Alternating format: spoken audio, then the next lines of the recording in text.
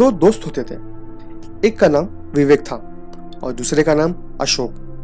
विवेक काफी शांत स्वभाव का होता था, पर अशोक काफी बदमाश स्वभाव का था।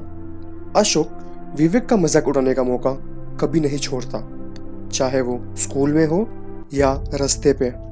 ऐसे ही उनकी पूरी स्कूल लाइफ निकल गई। अशोक का नेचर स्कूलिंग के बाद भी वैसे ही रहा। अशोक का जॉब लगा। एक दिन उसे विवेक का कुछ कांटेक्ट डिटेल्स मिला, तो अशोक को लगा कि चलो फोन करके कुछ मजा लिया जाए।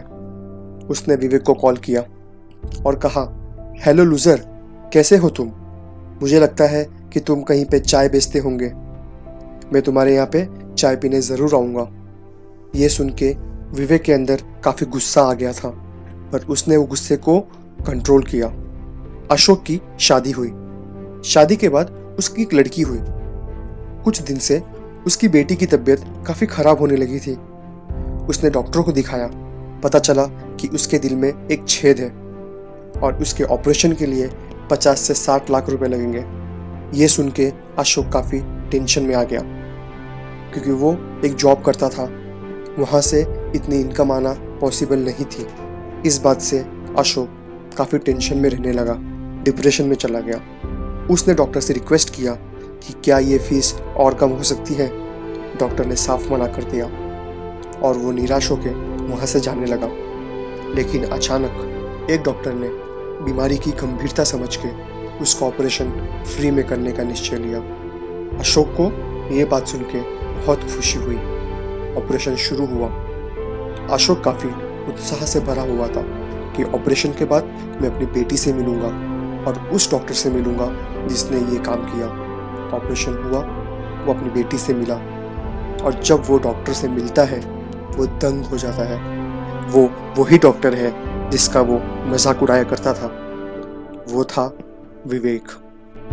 ये देख के अशोक ने उसके पैर पे गिर के माफ़ी मांगने लगा और कहा कि मैं अपने किए पे शर्मिंदा हूँ। अशोक ने उससे पूछा कि जब मैं तुम्हारा मजाक उड़ाता था क्या तुम्हें बुरा नहीं लगता था या तुम्हें गुस्सा नहीं आता था? विवेक ने कहा, ज़रूर आता था, पर मैं अपने गुस्से को एक सही दिशा में लेके जाता।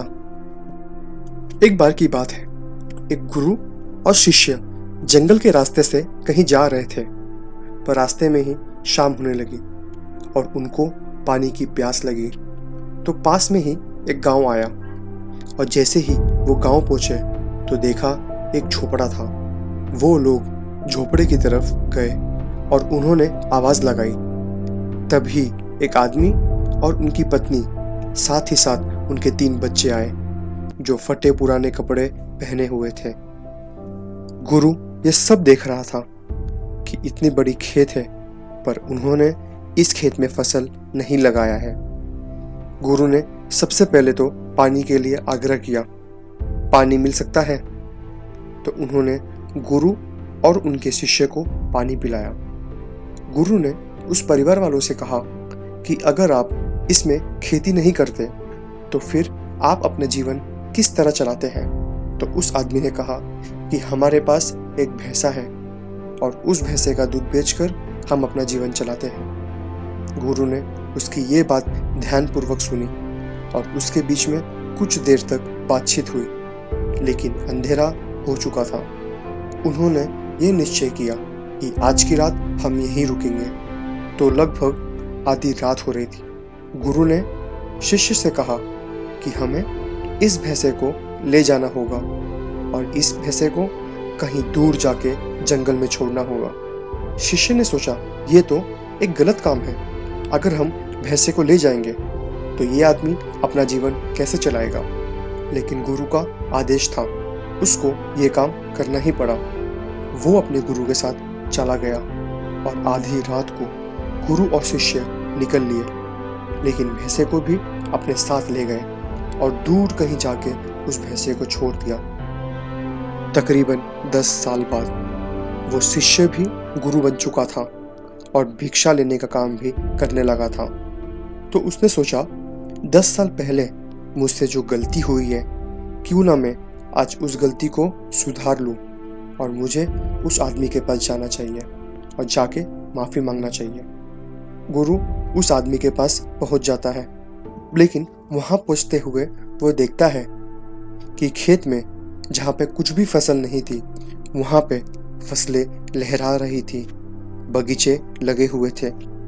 वो सोचता है कि शायद हो सकता है कि ये आदमी अपना घर बार और जमीन बेच के कहीं शहर में जाके सेटल हो गया है। लेकिन तभी ही अचानक वो आदमी उनके सामने आता है और उस गुरु को नमन करता है कि मैंने आपको पहचान लिया। बरसों पहले आप और आपके गुरु के साथ आप यहाँ आए थे, लेकिन उस दिन रात को अचानक पता नहीं क्यों हमारी भैंस हमें छोड़कर चली गई और अब हम कोई दूसरा काम नहीं कर सकते थे अपनी जिंदगी को चलाने के लिए।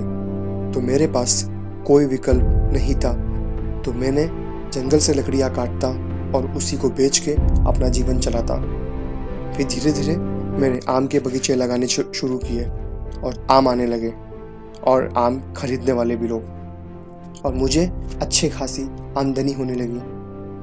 जो आप ये देख रहे हो ये मेरे 10 साल की मेहनत है। तब उस शिष्य को ये पता चला कि उस रात को गुरु ने क्यों उसके भैंसे को निकाल दिया था। तो इस कहानी से हमें क्या शिक्षा मिलती है? हमें ये शिक्षा मिलती है कि हमारे जीवन में भी कोई ऐसा भैंसा तो नहीं जिसको आप नहीं छोड़ना चाहते और सिर्फ उसी पर ही अपनी कमाई करना चाहते हैं। जैसे कि उस आदमी को नहीं पता था कि उसके अंदर टैलेंट है, उसके अंदर इतनी क्षमता है जिसे उसे खुद को नहीं पता, लेकिन वो गुरु ने उसे देख लिया और उसका भाग्य बदल दिया। विवेक नाम का एक लड़का था। उसको दौड़ने का बहुत शौक था। वो कई मैराथन में हिस्सा ले चुका था, परंतु किसी भी रेस को पूरा नहीं करता। एक दिन उसने ठान लिया कि मुझे इस रेस को खत्म करना ही है। अब रेस शुरू हुआ। विवेक ने भी दौड़ना शुरू किया। धीरे धीरे सारे धावक आगे निकल रहे थे, मगर अब हरीश थक गया था। वो रुक गया। फिर उसने खुद से बोला, अगर मैं दौड़ नहीं सकता तो कम से कम चल तो सकता हूँ। उसने ऐसे ही किया। वो धीरे धीरे चलने लगा, मगर और आगे जाते वो थक गया और जमीन पर गिर गया। उसने खुद को बोला, अगर मैं चल नहीं सकता तो कम से कम रेंग तो सकता हूँ। और वो रेंगना शुरू किया। रेंगते रेंगते वो रेस खत्म किया। माना कि वो रेस हार चुका था, लेकिन आज उसका विश्वास चरम सीमा पे होगा, क्योंकि वो रेस हार कर भी खुद से जीत गया।